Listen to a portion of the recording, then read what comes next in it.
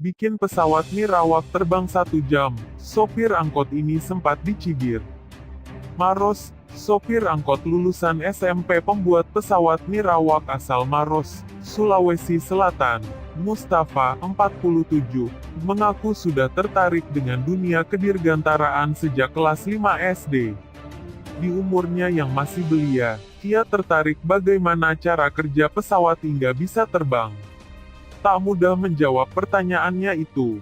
Di zamannya yang belum ada internet, membuat ia harus mengumpulkan tulisan dari koran terkait pesawat.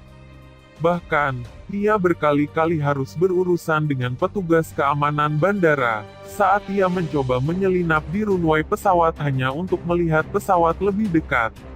Waktu itu belum ada internet, ya paling saya bisa kumpulkan bahan koran yang ada tulisan tentang pesawat. Pernah saya dikejar-kejar sama petugas bandara karena masuk mendekati runway, hanya untuk melihat pesawat dari dekat, katanya. Selasa, tanggal 30 bulan 10 tahun 2018.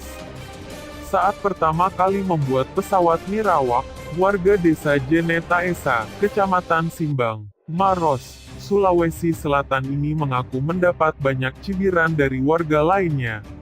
Namun, hal itu tidak membuat ia patah arang.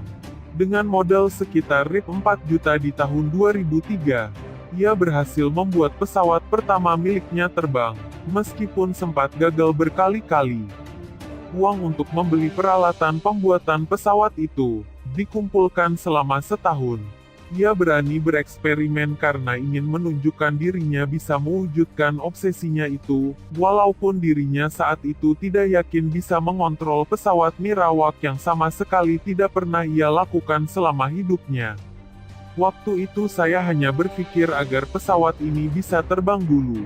Nah dulu tuh di sini susahnya tidak ada jalanan yang bagus dan bisa dipakai untuk menerbangkan pesawat.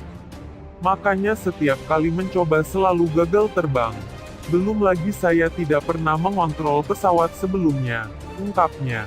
Sering perjalanan waktu, Mustafa yang awalnya membuat pesawat dengan triplex, kini menggunakan limbah stereofoam tempat pengawet ikan. Sementara mesin yang awalnya dipakai menggunakan bahan bakar, juga ia ganti menjadi elektrikal. Jenis pesawat yang ia buat mulai dari F-16, Sukhoi Su-35, Mustang, Cessna 182 dan Glider. Karena terbatasan modal, suami dari Mulyana ini tidak mampu mengembangkan lebih jauh keahliannya itu.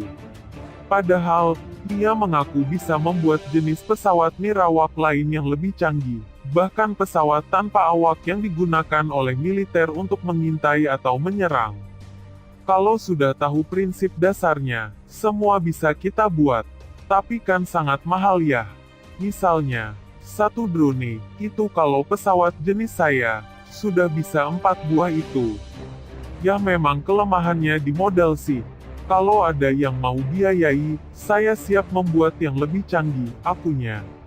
Saat ini, Mustafa tergabung dalam komunitas Maros Aerosport Club MASC. Ia berharap, suatu saat pesawat nirawak buatannya bisa dipasarkan ke seluruh pecinta aeromodeling di Indonesia karena tidak kalah dengan buatan pabrikan.